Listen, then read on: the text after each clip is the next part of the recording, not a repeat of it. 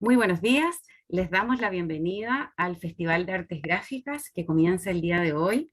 Estamos muy contentos de celebrar el mes del grabado y el día de hoy partimos con el dibujante y artista educador Yayo, quien nos trae el taller Trazos y Papeles. Yayo es creador de Sobaco y además es dibujante y artista chilenesco. Así que en este momento los dejamos con Yayo.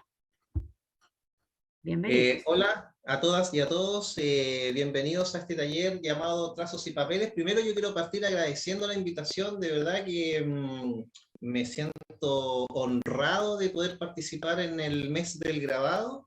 Yo la verdad es que soy un admirador del trabajo de la Asociación de Grabadores del Biobío y en ese sentido yo la verdad es que estoy muy honrado de que me hayan invitado a participar dentro de esta actividad, así que esperemos que salga todo muy bien. Así que, como dice Sonia, vamos a partir. Este es básicamente un taller de cómics enfocado, porque obviamente el lenguaje del cómic y el lenguaje de la historieta es un lenguaje muy bello, muy hermoso, muy rico, muy amplio, y por lo mismo es muy difícil poder condensar algo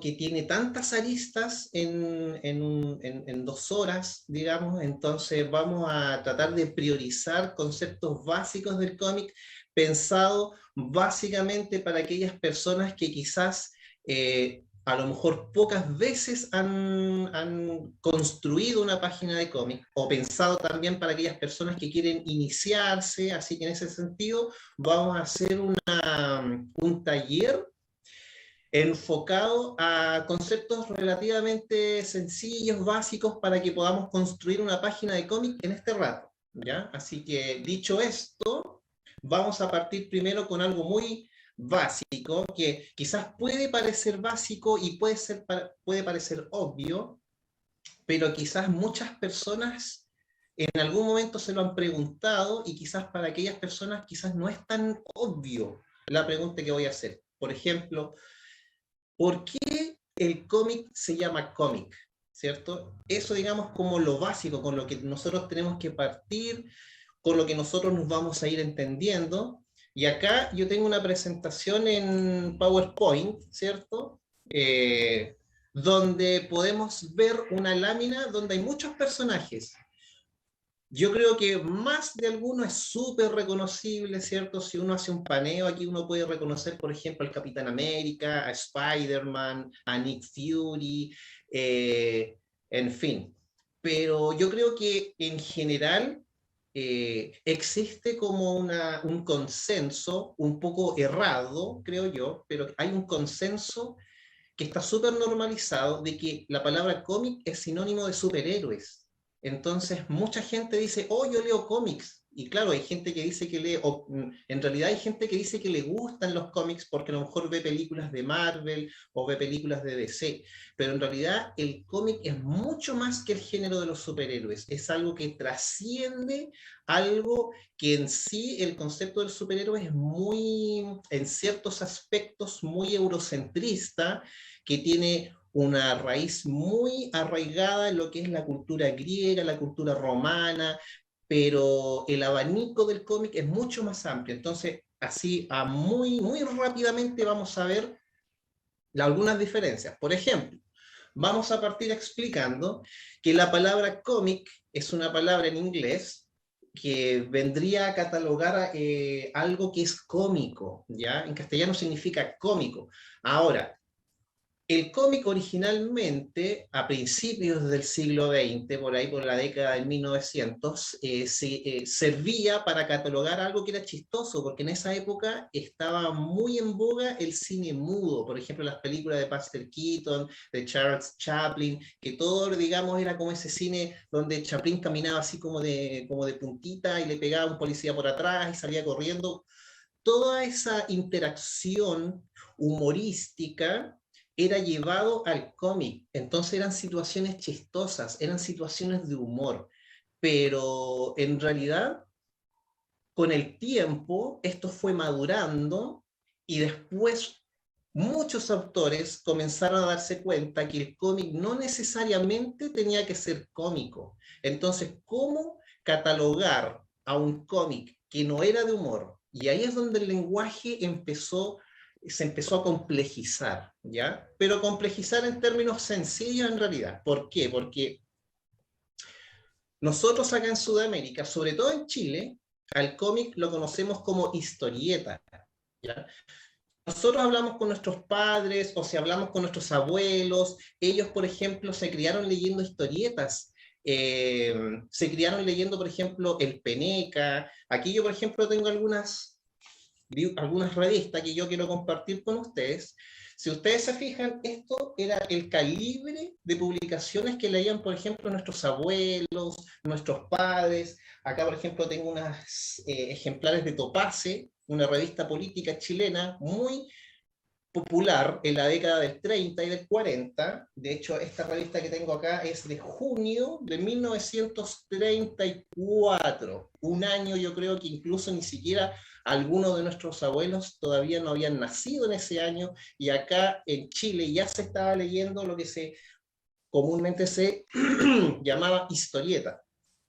Otra historieta chilena de esa época, aquí tenemos, por ejemplo, Barrabases, un clásico que comenzó a hacerse popular cuando se organizó el Mundial de Fútbol acá en Chile en 1962. Y estas básicamente eran historietas para que los niños de esa época pudieran leer, pudieran entretenerse en una sociedad donde todavía no existía internet. Imagínense, recién la radio se estaba haciendo popular. Así que en esa época el cómic, el lenguaje del cómic era un lenguaje muy romántico. Aún hoy hay mucha gente que recuerda esa época con mucho afecto. Ahora, en Sudamérica nosotros le llamábamos historietas, pero por ejemplo en Francia se le conocía como la banda de ciné, ¿ya? ¿Por qué? Porque en Francia no era mucho el humor el que protagonizaba estas creaciones, era más, bueno, históricamente Europa está más vinculado a lo que es el arte clásico como lenguaje, digamos. Por lo tanto, Europa renegaba un poco de esa visión más cómica que tenía Estados Unidos. Y emergen, digamos, autores que luego que después desembocan en lo que es el cómic de autor, el cómic con una faceta más artística. Nace, por ejemplo, el cómic en blanco y negro, una tradición que después tomó Frank Miller con Sin City. O sea, los europeos tomaron el cómic y lo llevaron para otro lado, ellos lo pusieron como más serio, ¿ya? Y en Japón, bueno, en España se llama Tebeo. Aquí tengo un cómic muy español de Mortadelo y Filemón. Esto es muy, muy español. Y eso es básicamente porque en España también tienen mucha tradición de cómics.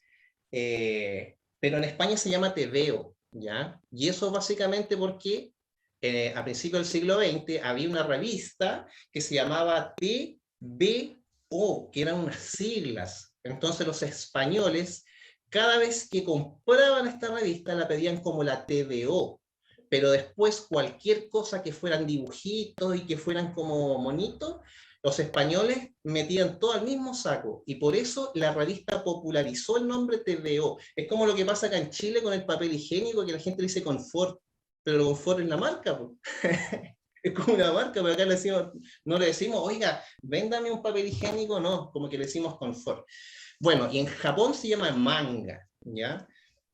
Japón ya aquí es otra cosa. Japón ya es una cosa que se escapa, es una cosa que ya responde, tiene otro nivel de comprensión, de entendimiento. De hecho, en Japón pasa algo muy curioso, porque los cómics se leen desde atrás hacia adelante. Entonces nosotros, como en Occidente, tendemos a leer de izquierda a derecha.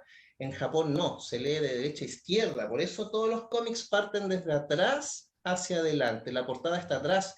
Aquí, por ejemplo, hay un manga de Sherlock, que es una serie que produjo la BBC, pero si ustedes se dan cuenta, el trazo, por ejemplo, popularmente es en blanco y negro en Japón, y siempre se destaca porque ellos usan mucho lápiz tiralíneas muy fino, muy finito, un 01, 02, de pronto un 03, pero el japonés es como muy finito para el dibujo, muy meticuloso.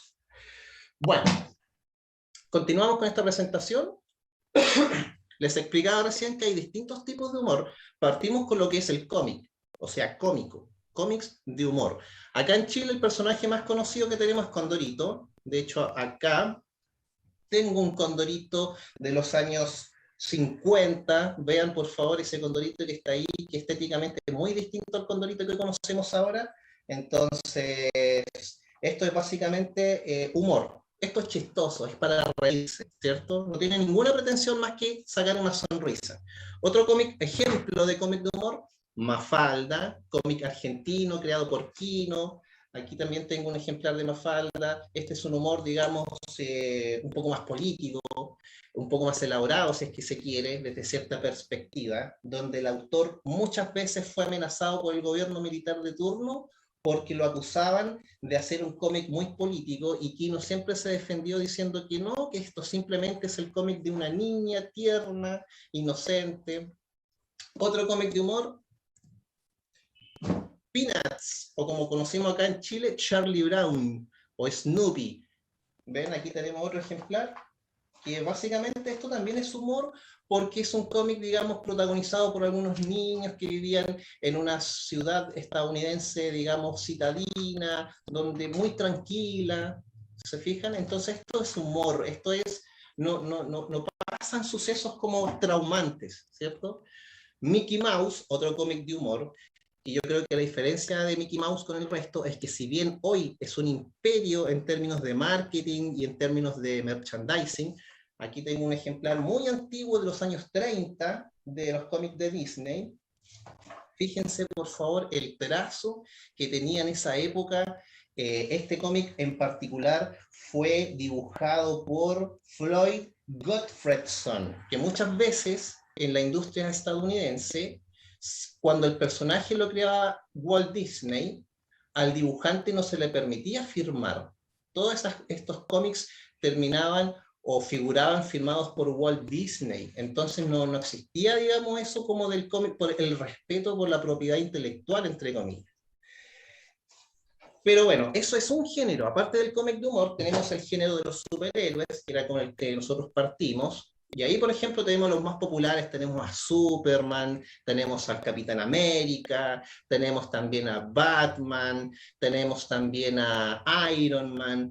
Y estos personajes, como explicaba al principio, ya responden como una construcción postmodernista a lo que eran antiguamente los dioses del Olimpo, que eran personas con aspecto humano, pero que tenían super habilidades, y que obviamente ese concepto del Olimpo con el tiempo fue adaptándose a los tiempos y se transformó en esto, en lo que es el género de los superhéroes, que básicamente el género de los superhéroes vendría a ser como un estilo que rescata algo que, si bien a nosotros nos parece familiar, en el sentido de que nosotros en algún momento todos quizás hemos crecido o leído algún cómic de superhéroes, pero esto también hay que tener conciencia que corresponde a una cultura que es muy anglosajona, o sea, muy lejana en términos culturales a lo que es Sudamérica. Nosotros acá en Sudamérica tenemos, digamos, tenemos mucho de dónde sacar para contar historias, ¿cierto? Bueno, y otro género de cómic, el género de historia, cómics ambientados en algún momento de la historia. Aquí, por ejemplo, tenemos cómics chilenos como Galvarino, que aquí también tengo un ejemplar. Esto es muy útil para hacer pedagogía, esto es muy útil para que los niños puedan aprender de historia, sobre todo en un momento donde a los niños se les hace muy aburrido leer libros de historia o leer la historia clásica. Entonces, de pronto, plantearles este tipo de publicaciones, que si ustedes se fijan, tiene mucho simbología de lo que es Wolverine, de lo que es Marvel, en el fondo hacerles llegar historia, pero bajo conceptos más contemporáneos, ¿cierto? Entonces, cómic de historia, Galvarino, Hanekeo, que si ustedes se fijan, esa ilustración de Hanekeo tiene muchas características de Wonder Woman. Caupolicán, Asterix y Obelix. Ese también un cómic de historia. Gracias a ese cómic yo aprendí que antes Francia a los franceses se les decían los galos, y que en algún momento fue controlado por los romanos, o sea, cosas que quizás yo en clase de historia quizás no me hubiese interesado, pero gracias a este tipo de publicaciones uno dice, ¡guau! Oye, ocurrieron cosas interesantes en la historia, y aquí, por ejemplo, tengo algunos ejemplos, algunas muestras de lo que son, de lo útil que es el cómic para que los niños, incluso hasta los adultos, yo siendo adulto sigo aprendiendo gracias al cómic. Aquí hay un cómic de Manuel Rodríguez con un trazo muy clásico, por ejemplo. Fíjense, esto es muy, muy clásico el trazo que tiene, donde se va contando la historia de Manuel Rodríguez, que fue un guerrillero que aportó mucho en la época de la guerra por la independencia, pero esto se contrapone con este otro tipo de trazo. Fíjense, por favor, es la historia en torno al mismo personaje de Manuel Rodríguez, pero aquí ya con una interpretación de Juan Vázquez, un dibujante que trabajó a pedido de la Pato Gallina, que es una compañía de teatro que trabajó esto a partir de un cortometraje mudo que se produjo en Chile a principios del siglo XX. Y acá fíjense que el trazo es muy distinto, tiene simbología, ahí tiene unos símbolos anarquistas, o sea que Juan Vázquez ya se va en una volada, pero política, ya una cosa monstruosa, aquí ya es como que se arranca del trazo tradicional y clásico, y él hace una contraposición entre lo que ocurría en la época de la independencia y con lo que ocurre hoy en Chile, que es básicamente que no es mucho lo que ha cambiado en nuestro país. Y para terminar, para finalizar, otro cómic ambientado en la historia, quiero terminar con algo hecho aquí en Concepción, estas joyitas, fíjense, este libro que se llama Lota 1960, esto es un ejemplo perfecto de un estilo, un género enfocado en la historia, donde aquí tenemos muchos ilustradores de acá del Biobío que van narrando los sucesos que ocurrieron en una huelga que los mineros de Lota hicieron en el año 1960. Una joyita, pero a lo que quiero llegar con esto es la importancia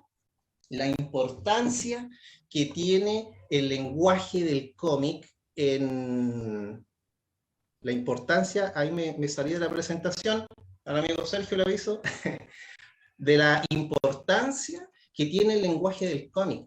O sea, piensen que el lenguaje del cómic es un lenguaje muy amplio, que lo puede disfrutar un niño, un adulto mayor. Hay cómics que no tienen lenguaje, no tienen letras. Un cómic bien construido puede ser entendido por alguien que vive en Asia, en África, en América, en Europa. Eso es lo rico del cómic. Y eso es lo que yo pretendo que podamos hacer hoy, acá en este taller, ¿cierto? Como le explicaba al principio, el género del cómic es algo tan amplio que es difícil condensarlo en este ratito, pero vamos a hacer lo posible, chiquillos. Miren, vamos a